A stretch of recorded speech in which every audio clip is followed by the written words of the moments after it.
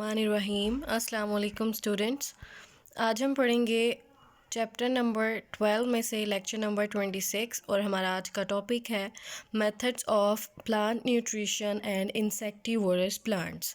मतलब बेसिकली हम आज के टॉपिक में पढ़ने वाले हैं कि प्लांट्स किस किस तरीके से न्यूट्रिशन हासिल करते हैं। नॉर्मली हम क्या पढ़ते हैं कि प्लांट्स जो हैं वो ऑटोट्रॉफ्स होते हैं, वो अपना फूड खुद प्रिपेयर कर सकते हैं। ठीक है। क्या करते हैं प्लांट्स? वाटर को यूज़ करते हुए और कार्बन डाइऑक्साइड को इस्तेमाल करते हुए अपना फूड खुद प्रिपेयर करते हैं, ग्लूकोज का मॉलिक्यूल जो है वो सिंथेसाइज करते हैं। लेकिन कुछ प्लांट्स ऐसे भी हैं जो स्पेशल तरह की मोड ऑफ न्यूट्रिशन को फॉलो करते हैं। 19 स्पेशल मोड्स ऑफ न्यूट्रिशन के बारे में हम पढ़ेंगे। उसमें से सबसे पहला है सेप्रोफाइटिक न्यूट्रिशन। ये किस तरह की न्यूट्रिशन है? इसमें क्या करते हैं प्लांट्स, जो साइल के अंदर डेड ऑर्गेनिक मैटर होता है, dead and decaying organic matter, जिसमें लीफ लिटर आ जाता है, जिसमें जिस तरह से जो दरख्त हैं वो गिर जाते हैं तो उनके जो ट्रंक्स होते हैं, जो तने होते हैं, वो गलते सड़ते रहते हैं। तो प्लांट्स क्या करते हैं, उसी डेड और डिकेइंग मैटर को, जिसमें लीव्स आ जाते हैं, जो पत्ते झड़ते रहते हैं और ज़मीन के ऊपर सॉइल में जो है वो लीव्स जो हैं वो एंटर हो जाते हैं, उन लीव्स को, उन रॉटनिंग ट्रंक्स को प्लांट्स क्या करते हैं, सेप्रोफाइटिक न्यूट्रिशन हासिल करने के लिए इस्तेमाल करते हैं। किस तरह से इस डेड और डिकेइंग ऑर्गेनिक मैटर के ऊपर प्लांट्स फीड करते हैं? प्लांट्स क्या करते हैं, कुछ एक्स्ट्रा सेलुलर एंजाइम्स प्रोड्यूस करते हैं जो उस डेड डिकेइंग ऑर्गेनिक मैटर को डाइजेस्ट करता है और उसमें से जितनी भी यूज़फुल प्रोडक्ट्स होती हैं उनको दोबारा सेल के अंदर, अपने सेल्स के अंदर एब्जॉर्ब कर लेता है। ठीक है। इसी तरह से कुछ बैक्टीरियाज जो हैं वो भी क्या करते हैं, डेड प्लांट और एनिमल जितने भी सॉइल में प्रेजेंट होते हैं उनकी ब्रेक डाउन करते हैं, उनकी प्रोटीन्स की ब्रेक डाउन करते हैं, और प्रोटीन की ब्रेक डाउन के रिज़ल्ट में जितने भी नाइट्रोजनस मटेरियल, जिसमें नाइट्रेट्स वगैरह आ जाते हैं, उनको जो है वो रिलीज़ कर देते हैं सॉइल के अंदर। तो प्लांट्स की रूट्स क्या करती हैं, उन नाइट्रेट्स वगैरह को, उन नाइट्रोजनस मटेरियल को एब्जॉर्ब कर लेती हैं और उस नाइट्रोजनस मटेरियल को अपने न्यू प्रोटीन्स और अमाइनो एसिड्स बनाने के लिए इस्तेमाल कर लेते हैं। ठीक है। इसी तरह से जो नाइट्रोजनस साइकिल है वो चलता है। हमने कहा था कि जो नाइट्रोजनस साइकिल है या जितने भी न्यूट्रिएंट्स वगैरह हैं उनका साइकिल किस तरह से चलता रहता है कि जो बैक्टीरियाज होते हैं वो क्या करते हैं, डेड प्लांट्स और एनिमल्स की बॉडी को के ऊपर फीड करते हैं, उनकी ब्रेक डाउन करते हैं और उनमें जितने भी कम्प्लेक्स ऑर्गेनिक मैटर होता है उसको सिंपल ऑर्गेनिक मॉलिक्यूल्स में कन्वर्ट करते हैं, जिसको फिर से प्लांट्स यूज़ कर लेते हैं और उसको अपनी बॉडी के डिफरेंट मॉलिक्यूल जैसे कि प्रोटीन्स, कार्बोहाइड्रेट्स वगैरह बनाने के लिए इस्तेमाल कर लेते हैं। तो इस तरह से ये जो साइकिल है वो चलता रहता है। तो सेप्रोफाइटिक न्यूट्रिशन में बेसिकली जितना भी डेड ऑर्गेनिक मैटर सॉइल के अंदर प्रेजेंट होता है, जिसमें लीव्स आ जाते हैं, जिसमें डेड प्लांट्स की बॉडीज़ आ जाती हैं, डेड एनिमल्स भी आ जाते हैं, उनकी बॉडी को क्या करना है, ब्रेक डाउन करना है। उनकी बॉडी में जितने भी कम्प्लेक्स ऑर्गेनिक मैटर है उसको सिंपल ऑर्गेनिक मैटर में कन्वर्ट करना है। ठीक है। और इस मकसद के लिए जो है वो अपने एंजाइम्स को यूज़ करते हैं, या फिर कुछ बैक्टीरियाज भी इस डेड ऑर्गेनिक मैटर की ब्रेक डाउन करके सिंपल मॉलिक्यूल्स बना देंगे, जिसको प्लांट्स फिर से अपने सेल के अंदर एब्जॉर्ब कर लेते हैं। और अगर नाइट्रोजनस मटेरियल है तो उसको प्रोटीन्स और अमाइनो एसिड्स वगैरह बनाने के लिए इस्तेमाल कर लेते हैं। सेकंड जो मोड ऑफ न्यूट्रिशन है वो है पैरासिटिक न्यूट्रिशन। पैरासाइट्स के बारे में हम जानते हैं। पैरासाइट्स ऐसे ऑर्गेनिजम्स हैं जो होस्ट की बॉडी के ऊपर अपने फूड के लिए डिपेंड करते हैं। मतलब ये टोटली सरवाइव करने के लिए एक किसी ना किसी लिविंग होस्ट के ऊपर डिपेंडेंट होते हैं। तो पैरासाइट्स क्या करते हैं, अपने आप को किसी भी लिविंग थिंग या लिविंग होस्ट के साथ अटैच कर लेते हैं ताकि उस होस्ट से इनको नरिशमेंट मिलती रहे। ठीक है। इसी तरह से क्या करते हैं पैरासाइट्स, कुछ पैरासाइट्स ऐसे भी होते हैं जो हायर प्लांट्स, जो प्लांट्स वगैरह से न्यूट्रिशन हासिल करते हैं, मतलब प्लांट्स उनके होस्ट होते हैं। तो ये पैरासाइट्स क्या करते हैं, होस्ट की बॉडी यानी जो प्लांट्स होंगे उनकी बॉडी के अंदर पेनिट्रेट कर जाते हैं। इनके पास स्पेशल किस्म के सक्कर्स होते हैं जो क्या करते हैं, ये ये जो पैरासाइट्स हैं वो प्लांट्स की बॉडी के अंदर पेनिट्रेट करने के बाद, मतलब उसके अंदर दाखिल होने के बाद, इनके पास जो स्पेशल सक्कर्स हैं, सक्कर मतलब सक करने वाली, इनके पास कोई ना कोई ऑर्गन होता है। तो ये क्या करते हैं, उन प्लांट्स के कंडक्टिंग टिश्यूज़ के अंदर जितना भी मटेरियल है उसको ये सक कर लेते हैं, अपनी बॉडी के अंदर एब्जॉर्ब कर लेते हैं, मतलब चूस लेते हैं। कंडक्टिंग टिश्यूज़ कौन से होते हैं, जाइलम एंड फ्लोएम, जिसमें वस्कुलर बंडल्स आ जाते हैं। तो हमें पता है फ्लोएम जो है वो फूड को या न्यूट्रिएंट्स को ट्रांसपोर्ट कर रहे होते हैं प्लांट के एक हिस्से से दूसरे हिस्से में। तो ये पैरासाइट्स क्या करेंगे, प्लांट्स की बॉडी के अंदर पेनिट्रेट करेंगे और उन न्यूट्रिएंट्स को ये अपने सक्कर्स के थ्रू सक कर लेंगे। ठीक है, इसी तरह से पक्सीनिया के बारे में हमने पढ़ा था कि ये एक फंगस है। तो ये जो जिसमें रस्ट एंड स्मट के बारे में हमने पढ़ा था, तो जो पक्सीनिया है ये भी एक पैरासिटिक फंजाई है। तो ये क्या कर देती है, वीट प्लांट को यानी गंदम की फसल को कम्प्लीटली डिस्ट्रॉय कर देती है। इसी तरह से एक डॉडलर प्लांट है जिसको हम कस्क्यूटा भी बोलते हैं। ये जो डॉडलर है ये एक लीफलेस प्लांट है, इसके पास अपने कोई लीव्स नहीं होते, मतलब अगर लीव्स नहीं है तो ये फोटोसिंथेसिस नहीं कर सकता, अपना फूड प्रिपेयर नहीं कर सकता। तो फिर इसको किसी और होस्ट के ऊपर फूड के लिए डिपेंडेंट होना पड़ता है। तो ये जो डॉडलर प्लांट है, जो लीफलेस प्लांट है, ये किसी और प्लांट के ऊपर अपने आप को वाइंड कर लेता है या उसके ऊपर अपने आप को लपेट लेता है। इसके लीव्स वगैरह तो होते नहीं, तो किसी दूसरे प्लांट के ऊपर अपने आप को लपेटने के बाद ये क्या करता है, उस प्लांट की बॉडी से न्यूट्रिएंट्स वगैरह को सक करता रहता है, एब्जॉर्ब करता है, मतलब चूस लेता है ये उसके न्यूट्रिएंट्स को। ठीक है, इसीलिए इसको ट्वाइनिंग पैरासाइट भी कहते हैं कि ये उसके ऊपर अपने आप को लपेट लेता है। जैसे कि ये एक पिक्चर में हम डॉडलर प्लांट देख सकते हैं कि ये जो थ्रेड की तरह के स्ट्रक्चर्स हैं उसके, ये उसकी स्टेम्स हैं डॉडलर प्लांट की। तो ये किसी और प्लांट के ऊपर इसने अपने आप को अच्छे तरीके से लपेट लिया हुआ है। तो इसका मकसद क्या है, उसके ऊपर वाइंड करने का, किसी और प्लांट के ऊपर उससे न्यूट्रिशन हासिल करना, क्योंकि इसके खुद के लीव्स नहीं होते, ये फोटोसिंथेसिस नहीं कर सकता।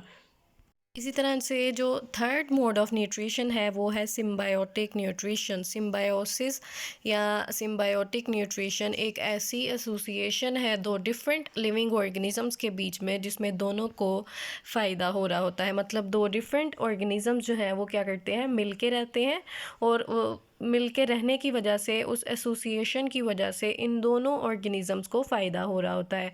और वो जो दोनों ऑर्गेनिजम्स हैं वो डिफरेंट स्पीशीज़ से बिलोंग करते हैं। एग्जाम्पल्स क्या क्या आ जाती हैं इसमें, आ जाते हैं लाइकन्स और माइकोराइज़ा, जिसके बारे में हम फंगस वाले चैप्टर में पढ़ चुके हैं। लाइकन्स क्या होते हैं, लाइकन्स जो है वो कौन से दो ऑर्गेनिजम्स के बीच में एसोसिएशन होती है उसको हम डिटेल में पढ़ेंगे। तो बेसिकली सिम्बायोटिक न्यूट्रिशन की तीन एग्जांपल्स हैं हमारे पास, लाइकन्स, माइकोराइज़ा और root nodules with nitrogen fixing bacteria. इनको हम डिटेल में पढ़ेंगे। लाइकन्स क्या है, लाइकन्स जो है ये फंजाई और एल्जी के बीच में एसोसिएशन है, यानी फंगस और एल्जी इकट्ठे मिलके रहते हैं और इन दोनों को साथ रहने की वजह से फ़ायदा होता है।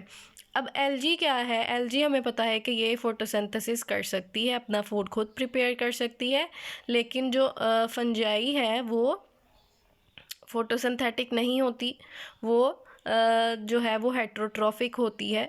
तो एल्गी क्या करेगी, फूड प्रिपेयर करेगी, while the fungus supplies water and minerals and also protection against desiccation।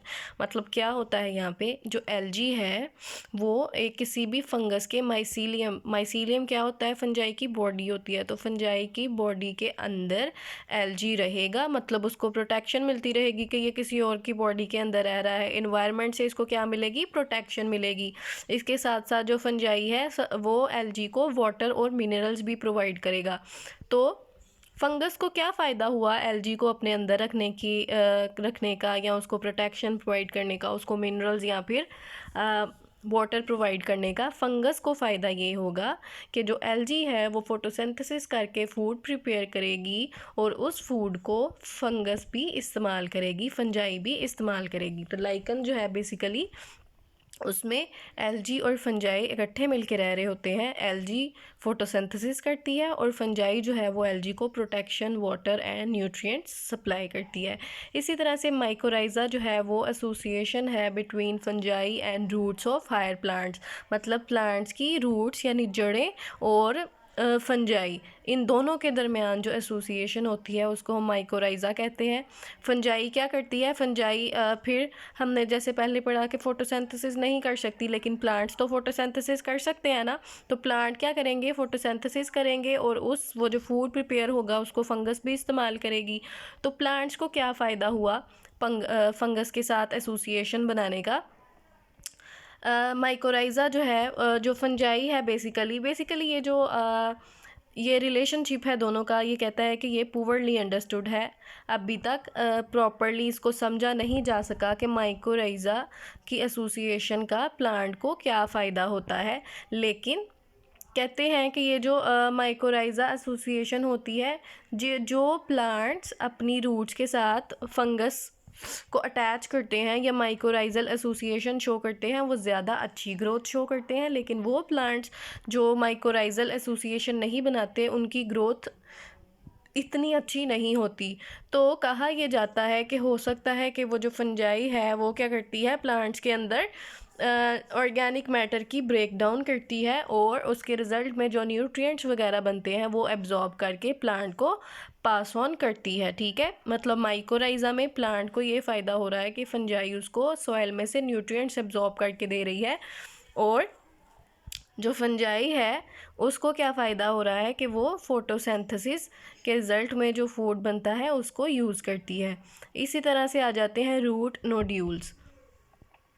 Leguminous plants जिसमें बीन्स वगैरह आ जाते हैं, वो जो लिग्यूमिनस प्लांट हैं उनकी रूट्स के ऊपर कुछ नोड्स की तरह के स्ट्रक्चर्स प्रेजेंट होते हैं जिनको हम बोलते हैं नोड्यूल्स, और उन नोड्यूल्स के अंदर होते हैं नाइट्रोजन फिक्सिंग बैक्टीरियाज। मतलब लिग्यूमिनस प्लांट्स जिसमें बीन्स वगैरह आ गए, वो क्या करती हैं, उनकी रूट्स के ऊपर नोड्यूल्स होते हैं और उन नोड्यूल्स के अंदर नाइट्रोजन फिक्सिंग बैक्टीरियाज होते हैं।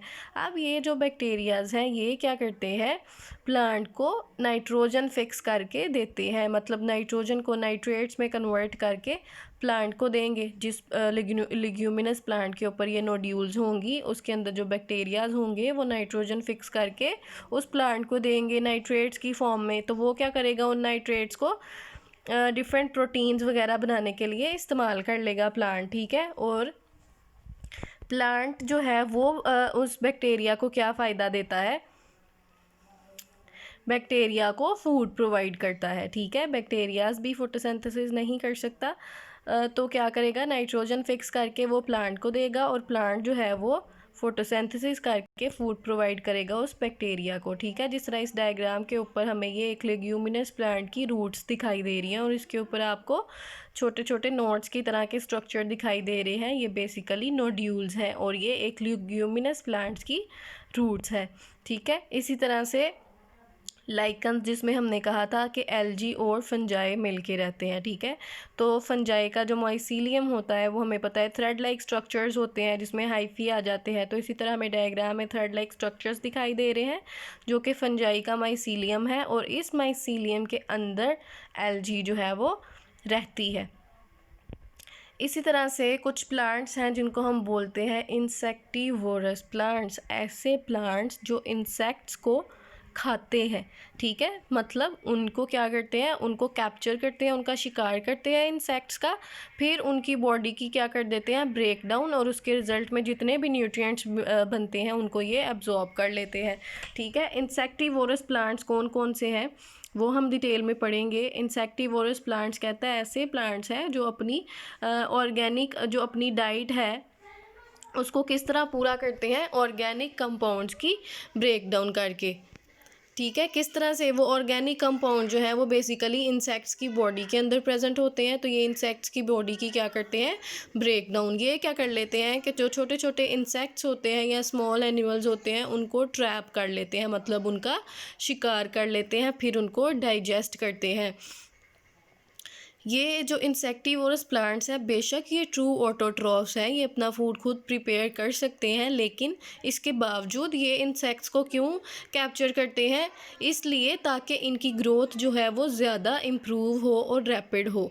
ठीक है, बेशक अपना फूड खुद प्रिपेयर कर सकते हैं, लेकिन इसके बावजूद इंसेक्ट्स को शिकार करना और उनकी बॉडी की ब्रेक डाउन करके उससे न्यूट्रिएंट्स को एब्जॉर्ब करने से इनकी ग्रोथ और ज़्यादा इम्प्रूव होती है।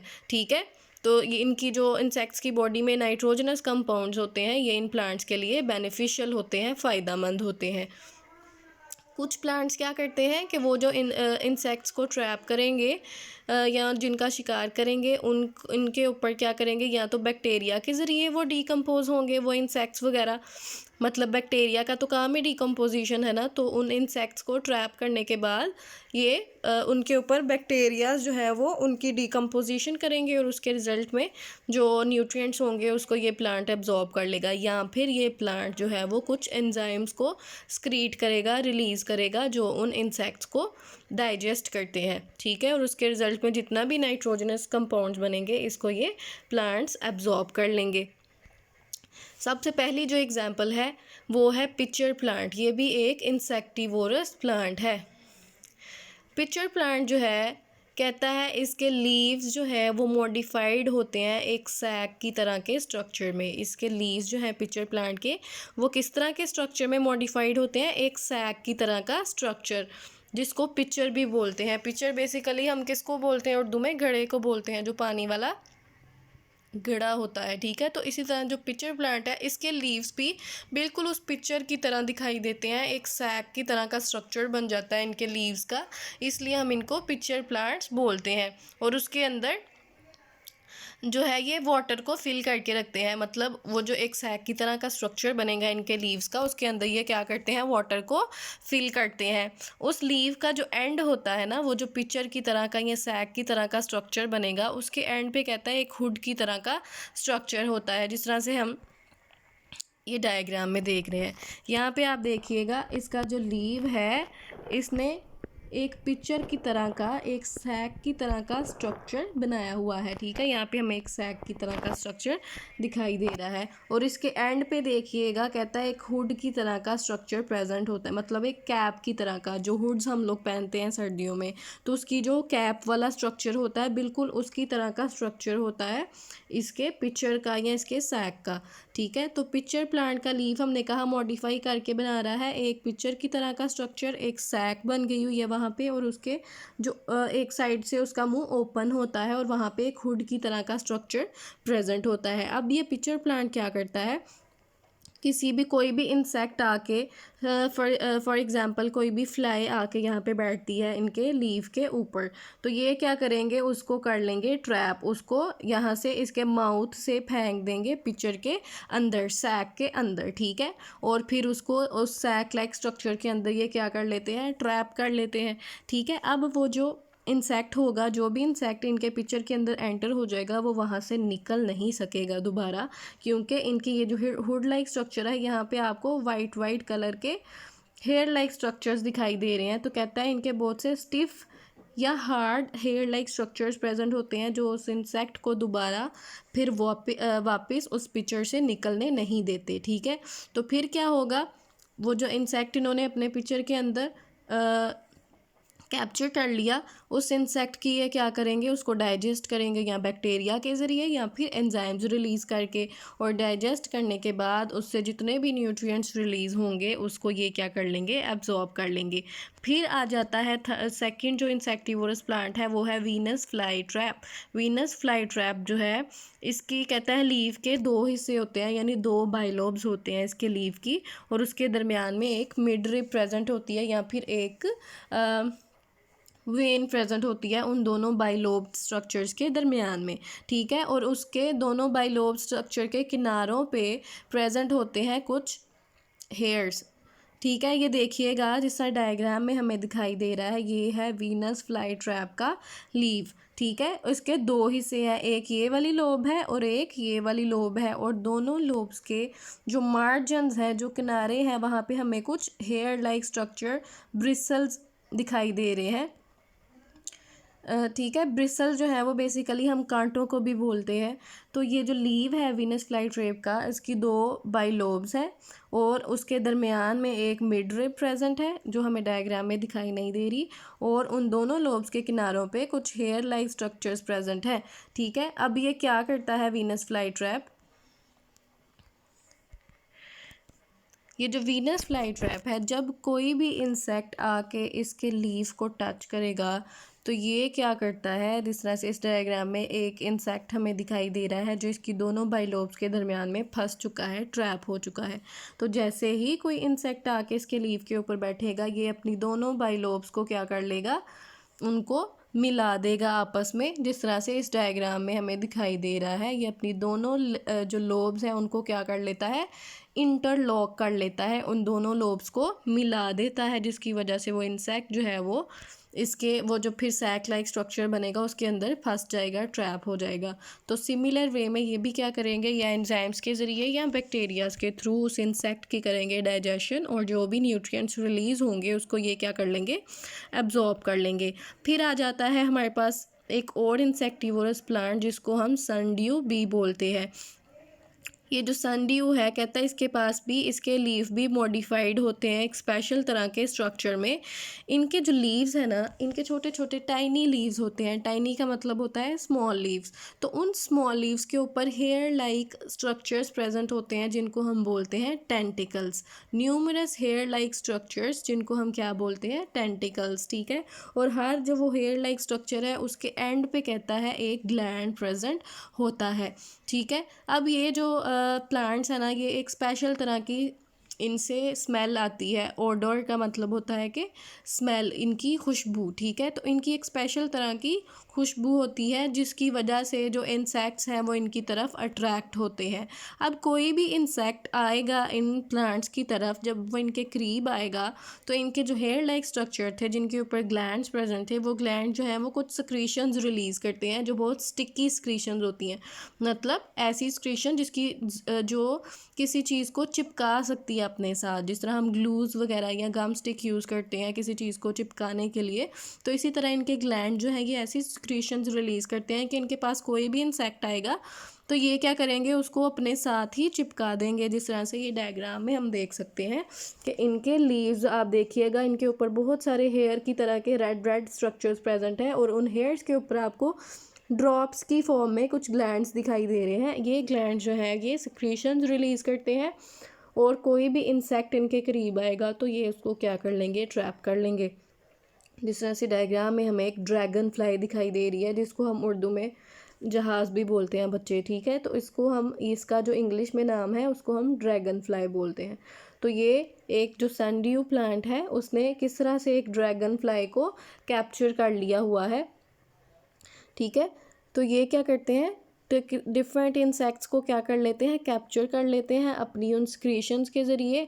जब ये कोई भी इंसेक्ट यहाँ पे आके कैप्चर हो जाएगा, फंस जाएगा, आहिस्ता आहिस्ता उसकी डेथ हो जाएगी, तो फिर यह क्या करेंगे, उसके ऊपर एंजाइम्स क्रिएट करेंगे और उसकी बॉडी को डाइजेस्ट कर लेंगे, और जितने भी न्यूट्रिएंट्स वगैरह होंगे उसको एब्जॉर्ब कर लेंगे। ठीक है, और उसको अपनी ग्रोथ के लिए यूज़ करेंगे।